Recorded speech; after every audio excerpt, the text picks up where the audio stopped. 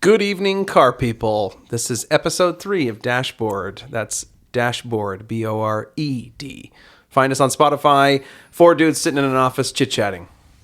We hope you're interested to listen tonight. Yeah. Well, don't give us too much enthusiasm, Mike. Don't sell it or anything. It's late, but let's keep it going. It's getting late. Yeah. Dylan has a beer. We'll say that. Little Sons of You Kent, really Barry threw him White. under the bus there, Yeah, Mike. I did, but it's okay.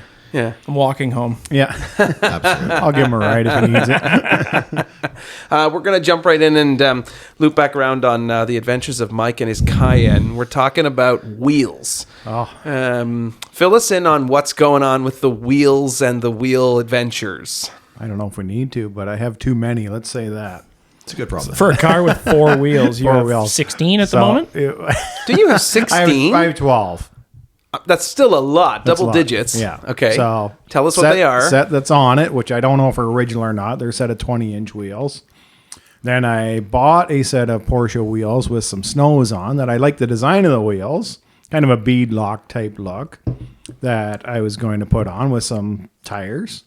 And then I came across a set of Trans-Siberia wheels for the right price. So I picked them up as well. Well, So where does one find... First of all, Trans-Siberias in general are very limited.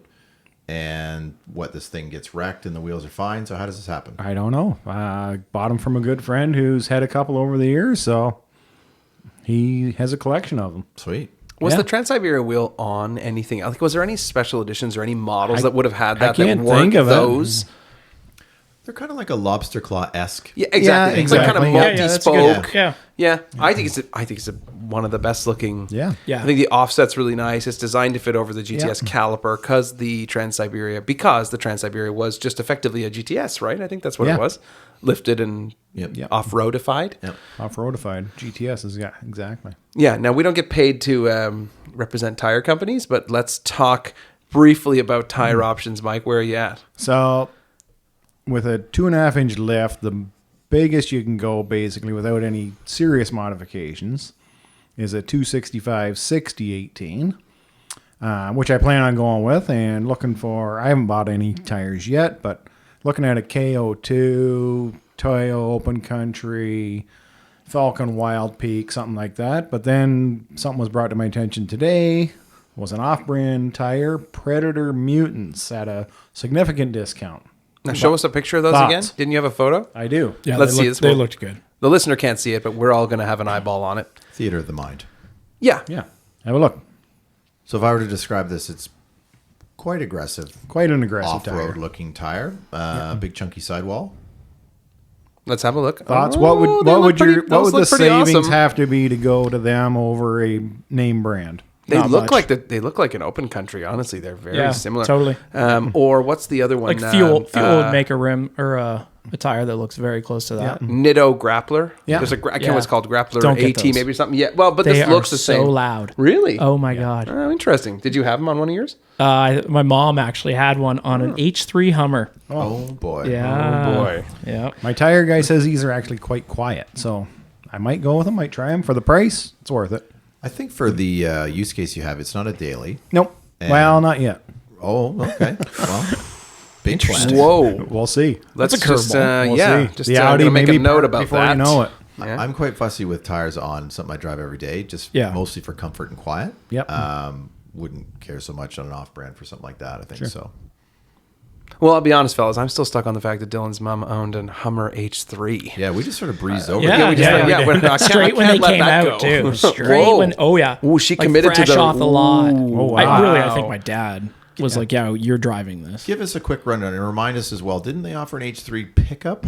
They did. That was the H3T. So, but this was the SUV, if we can call it Correct. Yeah, the H3T, I believe, came out probably a few years after the launch of the H3. You have the distinct honor of being sort of one removed from the only person I've ever known to have owned one of those. I didn't think anybody actually bought them. Right. I assumed they were all company leases for small business owners Yeah, as a I way mean, to they get probably should have $800 out of the CRA. You saw a few of them, but not many. Yeah, and I don't think that they've not survived. I think yeah, that's that's fair. No, Right. You don't no, see no. them. You rarely see any of them. Yeah. No. How long did she keep it? Oh, God, if I had to guess, probably 3 or 4 years at least. I am staggered. And then I think the next one was Escalade. Better. Yeah. Better. I'm not a big fan, but better. Yeah. There's no doubt. So not only did she buy it, that she modded it. She liked it enough to, or was this just a replacement for the tires that wore out on it? Oh, no, these were summer tires. Oh, wow. Wow. Yeah, big, probably 18-inch bead locks on it. Chrome, actually, too. Chrome, wow. Baller. Let's talk about that. I got to Chrome's visualize gotta this come car. back. What color was it? Black. Oh, yeah. Whoa. Yeah. Yeah. Your mom is And she's 5'2". interesting. Yeah. Interesting. Okay. All right. Maybe a Well, future guest on the pod. Yeah. I'm just going to go with your mom. I think that's the best way. As our Insta friend Drew Koblitz wrote on the door sill of his ST, your mom. Your Yeah. mom. You know, I light like humor. that. I think I love three of us that. in this room agree that his humor is on point, but Sean's maybe not so sure. Sorry, Drew. I dissented with vigor. On tires, I have had the KO2s on 2016 4Runner. Best, I always think they're such a good looking tire. They give you that blocky look, which that tire you showed us, that Mutant, has that look. As an experience, they lasted forever. I mean, we put 70,000 kilometers on. It didn't look like the tires had any miles. They aged well. Entirely useless on a 4Runner when braking in cold weather.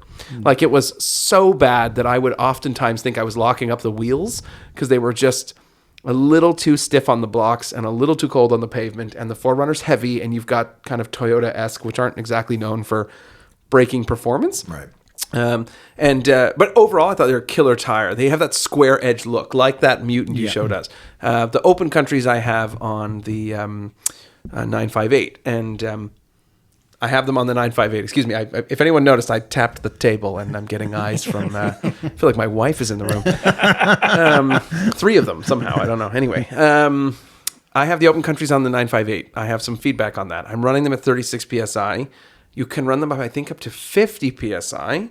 I'm running them at 36. They're comfortable. They're good on noise until you're over 100, 110 kilometers an hour.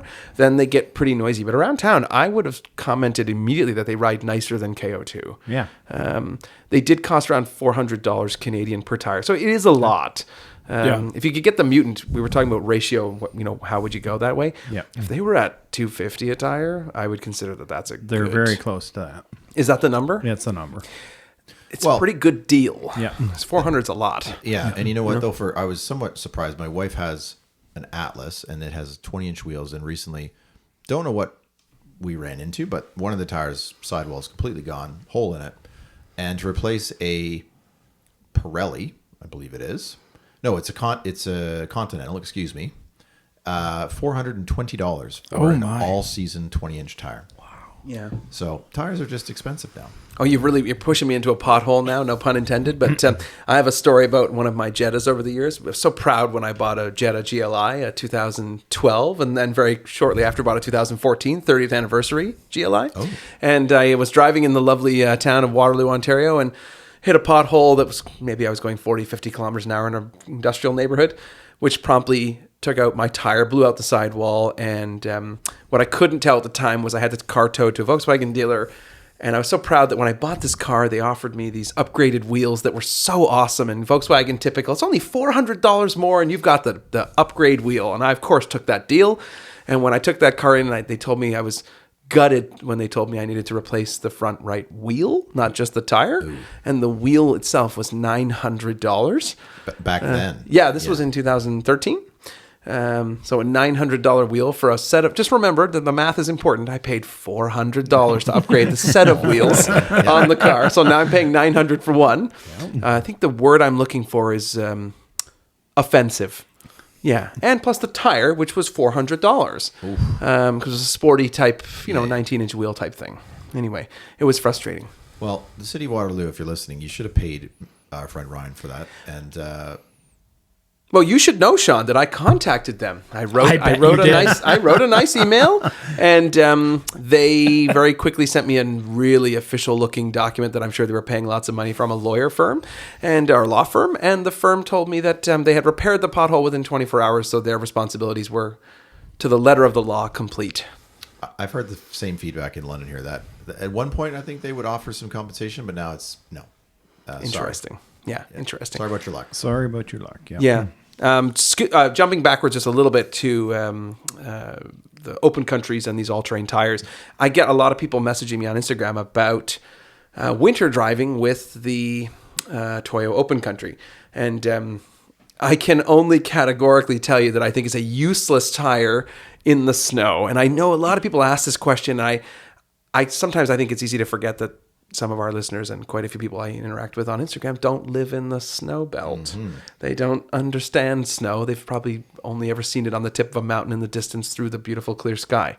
But you can't run an all-terrain tire confidently in the snow, in my opinion. They're not great for it. They might have the little snowflake symbol, but they're just not good enough. I think Any thoughts? Yeah, I agree. And I think what might be common knowledge here or places like Quebec or what have you is we will often downsize for winter sets and go not only smaller in diameter to get more sidewall, but narrower in width, because the best snow tire is like a little pizza cutter that doesn't ride on the snow. And those big all-terrains that you have are just like big balloons that float on top and, to your point, are useless. Yeah, and they don't have all the siping that you really need for the... they don't have that stuff. So No. It's one of those things people just don't think about. But I did try to... Before I bought those tires, I read a lot of reviews. And a lot of the reviews were saying, oh, man, these tires are so useless in the rain. And they're terrible and cold, wet weather. And then I realized that a lot of those reviews were written by people who live in Texas and California. And I was like... Yeah, I'm not sure you fully understand cold and wet weather. And there's no hard feelings here. Yeah. I'm just not sure. You haven't actually experienced it when you haven't lived with it for nearly 5 months of the year. Yeah. Anyway, it's a thought, Mike. You'll have to keep us up to date on your I will. On your tire adventure. I will definitely. We love tires here. Yeah. I don't know why, but we do. Conveniently, we also like wheels. And old Cayennes. Yeah, we like that too. Yeah. I'm sure this was riveting, so let's move on. I thought that was a well-spent 10 minutes. Okay, we're going to jump into road trip planning. I'll give us some background. For the first time ever, all 4 of us have sports cars at the same time. And we're having a discussion about planning a trip into upstate New York, which from where we are is a drive of roughly 5 to 6 hours, roughly. And we're just going to open this forum because we thought it might be worth feeling out what people's thoughts are on the area, what people's thoughts are on how they plan a road trip, kind of that, let's just call it structure of what you do for this sort of thing. I have planned a 2-week road trip around Europe last year, and it was a ton of work. I ended up building a spreadsheet. I did the sort of the times of the day on the left-hand side and the dates across the top, and I built everything kind of down to the hour about where I was. And I did the simplest method, which was, hey, Google to find the top 5 roads in the area, and then end up doing the pinch to zoom thing, right? I'm just zooming in, and I'm zooming in, and I'm zooming in, and eventually I'm determining that there's pavement on that road, and I can probably drive it.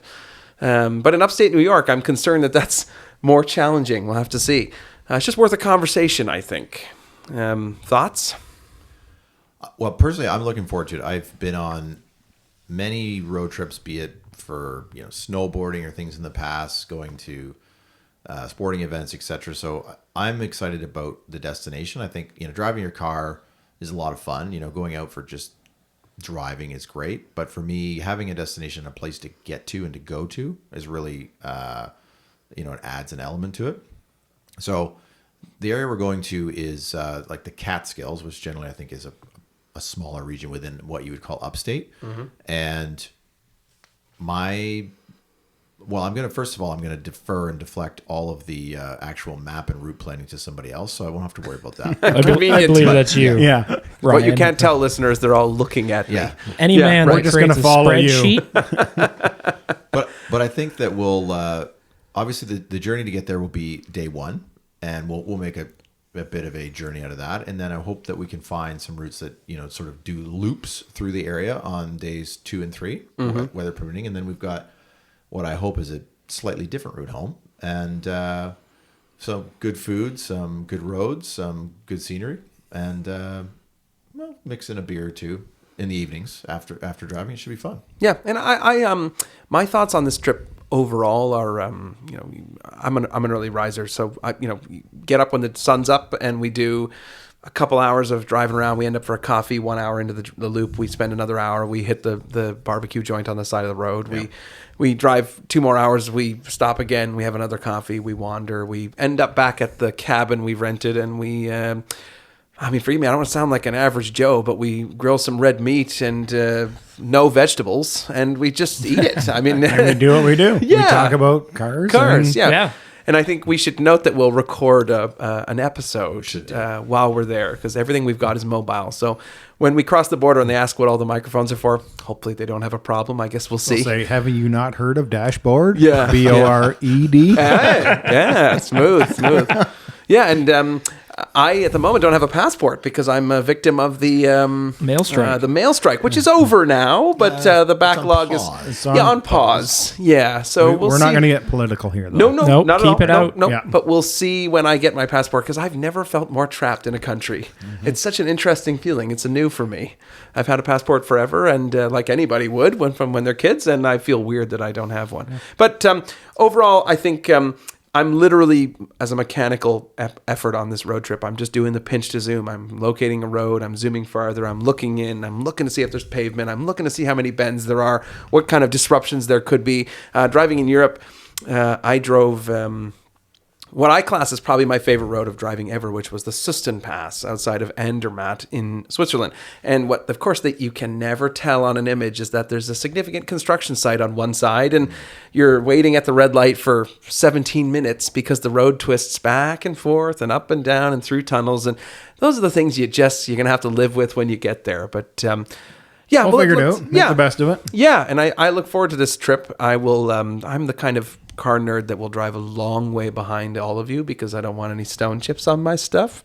I don't want to sound like I'm too nerdy about it, but I care.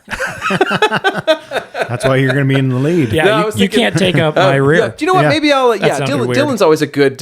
He's what would you call you? Are you the rear wingman? What are you back there? I like to keep the group together. Right. Yeah. He's the group together guy. Yeah, I will close the gap when needed. Yeah, he will run a yellow, run a red. He's the guy. No proof of that. There's no video. No proof. Yeah, but he's the guy for sure. I have been flipped off before, but we all got there together. That's right. That's the main thing. No man is left behind. Yeah. Not to sound too stereotypical, but if you have guidance for us or any advice specific to the area, we're happy to have it. Reach out to us on Instagram or send a message via Spotify, comment, any of that kind of thing. Yeah, anything specific to the area or any other guidance that we should know about planning a road trip, we're happy to have it. It's going to be a pretty epic adventure. I think we're gone for 5 days. Gone for 5 days? Yep. I think it'll be a lot of fun. Absolutely. I'm looking forward to it. Just hanging out with the dudes. It's all about the trip, the destination. Let's do it. Yeah, fair enough. I'm sure we'll have some kind of trouble, but we'll figure it out. Yeah, we'll figure it You're out. setting a dangerous... That's part of the Oh, adventure. come on.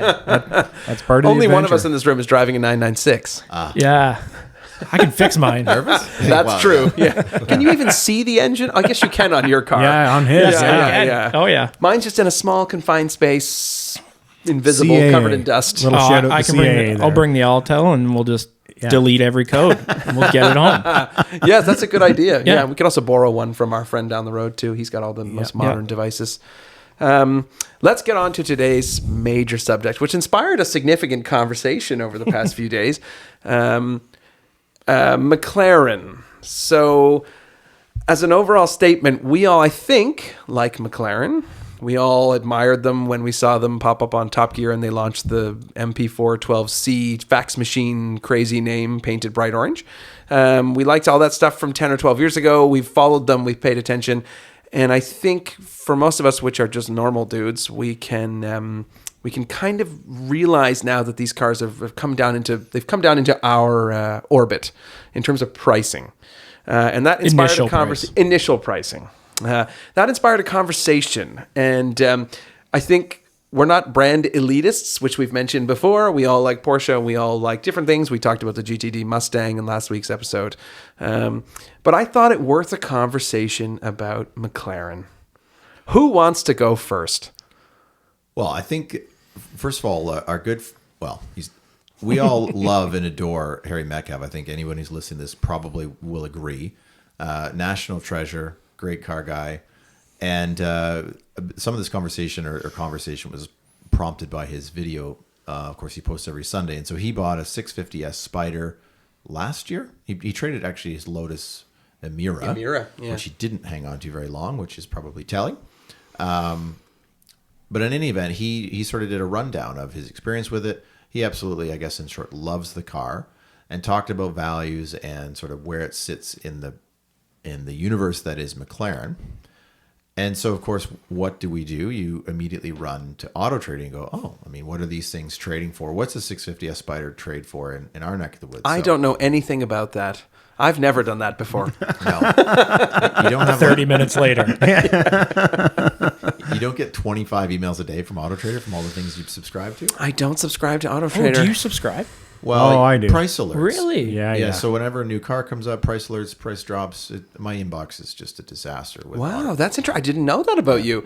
No, What me I either. do know about Sean, and I'm going to go ahead on a limb and throw you under the bus, is I do know that he's been known to bid on cars and bids and bring a trailer, and he'll put a bid in just so he gets the automatic updates. He Yeah. doesn't actually want the car. Yeah. Heaven forbid you Or get stuck maybe with he one. does. You do throw a lot of first bids out. I'm sure there's a stereotype. If you look at my profile, you'll see that I've never won a car, but I've bid on a lot of them. So I'm sure that's not a good claim to fame. But it was funny. I think it was Dylan who shared me. Check out who the first bidder is on this car, and I saw a name that I recognized, and I thought, well, that's a total surprise. Yeah, there's no coincidence there. No. But correct me if I'm wrong. I'm not sure I've seen your name on a McLaren on any of No, those. no, that is true. So to cut to the chase here, I guess the 12C, which don't really exist. I think they're the MP12 4C, which is I can't remember the later nomenclature. revision. It sounds like a fax machine, honestly. Yeah. I think that's the car that generally still exists. And I mean, they are in the 120 to 140 range. Canadian dollars. I agree. Yeah, Which- that's what we saw. Yeah. Which obviously is still a ton of money. A 650S Spider, there was a couple in the 150 range, and there was, a couple in the 160 range. But I mean, if you think about A, the exoticness of the car, B, the power, the whole thing is really an appealing proposition. So, because I think what we obviously all compare to is modern car pricing. And I mean, if you want to go in the Porsche configurator today and build a base Carrera. Oh, hang on for a really important number. It's coming. Hit us. So I think that you will struggle with luxury tax to buy that car for less than $200,000. And it's a base Carrera. So, I can't even speak. I'm so offended. It's tough. It's not that special. And I mean, it's starting to become a bit of a parts bin Volkswagen AG thing. And I just think if you had to, if you're in the market for something that was between $150,000 and $200,000, I mean, would you buy a brand new base Carrera, or would you buy a McLaren, who just won the Formula One Constructors title, by the way? Congrats. I'm not sure I'm swayed by that, but No, me either. That's not enough to fair. sway me. Some people might be, but, But- they got their mojo back, I think. Yeah, I don't know. I think when was that fax machine launched? 2012, let's say. Yeah. I didn't pay much attention to it. I thought it was cool. But nowadays I almost find them more interesting. They've got like a vibe. There's like, you can just kind of feel that's I don't want to call it peak car, because it wasn't, but you look at it and you go, oh, that's a really great car for that price. For that price, it's unbelievable. I'd agree with you, Dylan. Yeah, we're not counting the maintenance bills, which we'll dig into later. But Initial purchase price off Auto Trader. Yeah. And if you could buy it with an extendo warranty, let's say it's a $140,000 MP4 12C and you're able to buy an extendo warranty through whatever McLaren capacity they have, it might be worth your buy. I don't know. I don't know what a warranty like that is worth. To lend some perspective to Porsche extended warranty, just for example, I can buy an extended warranty on my car for around $2,000 a year. Yeah. Which to me seems quite reasonable. It totally does. I'm always amazed at how reasonable it is. That being said, I've never tried to go after it with some sort of random item that they may not cover. I can't speak to that. But if you're moving along through the McLaren cars, so the MP4 12, model was the first one. Then they moved, I think, very quickly to 650S, I think. Yep. Then they moved to 720S, and then on and on and on. And there were, of course, special editions and all kinds of gobbledygook in the middle. But when we looked at pricing, well, when all of us were searching AutoTrader, just not telling everybody else, and we were just sending links. When we're all on it, because it's like you can't even keep up to the links. Yeah. It's just like here. And somehow we never share the same link. No, have you guys that's noticed interesting. That? Yeah. That might be the algorithm for AutoTrader feeding you something different than feeding me. I don't know. I don't know. I've always found it interesting too when I look at a car that I'm actually not really looking to buy. I always sort price from low to high. Yes. But if I'm looking to actually buy it, I just roll to the kind of section that I'm willing to spend on it. Okay. It's just kind of That's interesting. I noticed that that's today. Interesting. I usually do the low to high, and then I just make my way along until I realize that it's out of my budget. Yeah. That's usually what I do. Yeah. Yeah, Okay, yeah. Too much. Yeah. Get out of there. Scroll it back down. Yeah. The reason I mentioned that lineup of cars in general was that price-wise, the MP4 cars are around that $140,000 Canadian mark, and they all looked to be around the same miles, 30,000 kind of kilometers, which would be reasonable, 3,000 kilometers a year for an average user of a supercar like that, or a light supercar light. The next one up was the 650S. I think the gap in price brought you up to maybe the 160 range. Yeah, it wasn't very 170. much. No, not a big step. It doesn't visually look like too much of a step on of a car, but I think in terms of the Probably the tech. well, I was thinking the refinement. I was thinking McLaren probably had some runway and they got better. Ironed a lot of bugs out in those first years for sure. Yeah. By the way, I think it's ironic, but not. You sort of totally skipped over the sports series, which was the 570S and the 600. And those cars were largely forgettable, which is fair. And also they were just riddled with problems. So not a great era for McLaren. I have to be honest, I did not know they were riddled with problems. My only experience with them Sorry, was that a a lot McLaren of people, that's not? well, I mean, like this lower, what were they called? Were they called the Super Series? The sports series. Yeah, okay. Yeah. I do remember them, and to be very honest, the reason I remember them is because I got lots of people in the car world telling me that, some guy's trying to trade this in, and they think it's going to be worth 650S money, and it's worth nothing. Yeah. Because it just wasn't special enough. Let's skip that. So 650S, 720S, there is a big jump in terms of pricing. They end up around that $280,000 to $300,000 mark, which I will go on the record to say I think is extraordinary value. That car it's not maybe the best looking car, but in terms of performance, everybody sort of universally understood that car is insane and feels almost, dare I say, rocket ship. Yeah. It's a real race car. I know it's somewhat controversial, but I've always liked the looks of the 720. I agree. Me too, but I don't think everybody does. Yeah, the headlights are maybe a bit awkward in certain angles, but generally as a package, I think it looks great. Well, they kind of don't look like headlight. They look like air intakes. Yeah. Which as an afterthought they put a headlight into. I don't know. It's a little weird for me. Doesn't offend me. I'm just aware of it. Yeah. The one that I love the most is the year is going to elude me. I'm going to say 2016 or 17, the 675 LTs, which I think was just a kind of extendo of the 650S. But I think that car is they're really beautiful. And I did share it to the guys here. I think it was a 2016 675 LT, super low miles, obviously babied. Those are still hovering in the $350,000 to $400,000 mark. And I do think the original retail would have been $600,000 to $700,000. But I think where this all links back, and I'm open to your feedback here, fellas. I think this all links back to, when you look at what you can get for your money there, and you get to your base Carrera with the terrible aero-looking Taycan wheels, and you start looking at that car for $200,000, and you look at the 720S at $280,000. I gotta figure I'm not the only one thinking it. Yeah. No, you're not. Yeah. But yeah. I mean, even if you want to change the parameters, like I'm looking at a picture of Oatman's GT4 on the wall. So, let's say that you're in the market for a GT4 RS, which is still a $250,000 to $300,000 car. Sweet car, but it's not a 720S. Agreed. Performance. Totally. So, yeah. Agreed. Mike? You've been largely silent over there in the corner. I have nothing to add. Really? Yeah. You're just agreeing with all of us. Yeah, I'm just following along here. Okay. a friend of mine has, and I don't remember the exact origin story of how he got it, but he has a McLaren GT, which is a bit of an unusual. Oh yeah, okay.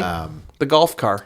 Right. The golf bag car. Correct. Exactly. Right, That okay. was the Yeah. the tagline, right? You could put a set of golf clubs in the back. And Yeah. it's a beautiful car. He loves it. He now has I was going to say Z06, but I think Z06 if we're in the room that we're in.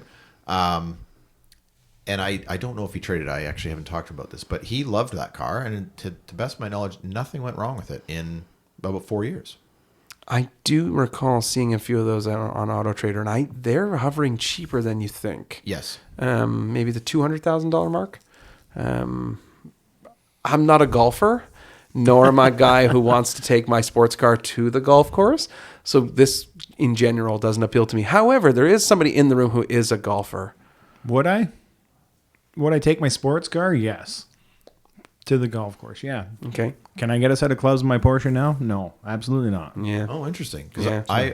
I'm not really a golfer, but I dabble, and I went this summer in the 718, and the golf clubs fit in the trunk. Is that right? Really? took it. Yeah. Did you have them in a bag? I did. I'm I had to take stunned. the two longest ones out, but there's quite a little cavity on the driver's side, sort of underneath the taillight, and they all fit. Wow. Barely, but they're in there. They missed that on the ad.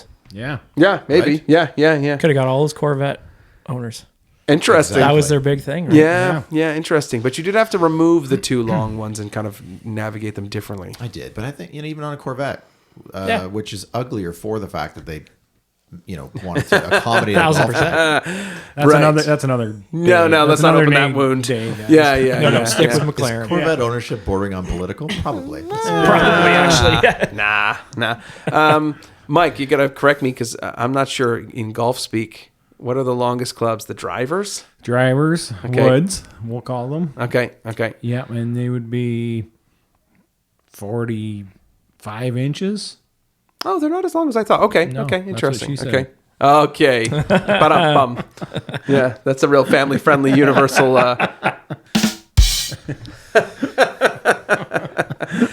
have to ask a follow-up question. Would you take your McLaren GT with your golf clubs, and would you have some level of light embarrassment at the golf course as you open the side hatch and bring? I'm not sure how Nah. I'd feel. I don't know. No, I don't think so. Okay, that's interesting. I don't think most people would look at that and go, "Oh, that's the GT. It's the touring cars." I mean, they'd go, "Oh my God, it's a McLaren." Or it's some sort of crazy-looking supercar thing. Yeah, you might not even know it's The a McLaren. general population wouldn't know. Interesting. No. My nerves are fairly tingled around taking a nice car to a golf course because it's inevitable that for every 4 players that are good, there's 4 that aren't. Yeah. And the ball's going to go wherever they hook it or slice it or send it. And I'm always worried that I'm going to come back to my daily car, which is just a Volkswagen. I'm worried I'm going to come back and find a dent the one time per year that I go to the golf course. I didn't have that thought, but I will next time. Thank you. You're welcome. You've ruined it. I'm here for you, man. I'm here for you.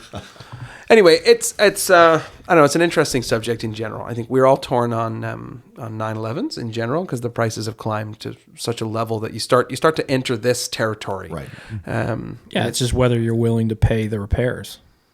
Yeah, Or let's what those talk repairs about cost. that. We should get into that a little bit. And as per Harry's video, the parts, we're not experts on McLaren. Let's just make that clear. But I believe that McLaren's big claim to fame during those early years, let's say the 2012s to the 2016, 17 cars, was that kind of aerodynamic ride system they had that had no linked... Lack of anti-roll bars. Yeah, no anti-roll bars, exactly. Nothing linked. And when we were watching the Harry video here, the Harry's Garage video recently, I'm sure he mentioned that these kind of air cylinders or air the accumulators. need to be recharged, and it's either recharge or replace, I Right. think. Yeah, so McLaren Tax will only replace them, Right, okay. but the specialty garage that he has worked with will put in a new set, and I want to say let's call them 70% of the McLaren set, Okay. but they're rechargeable. That's the So difference. you Okay. every 2 years you have to recharge them. to the tune of 1,000 pounds or something. Yeah, Whatever it was. exactly. Okay. Yeah, Yeah. Very Okay. irrelevant to the 1,700 a corner every year. Right. Wow. Interesting. But while this is an expense, it's kind of funny because it is their biggest claim to fame on their car, their ride quality, and this is obviously the critical thing.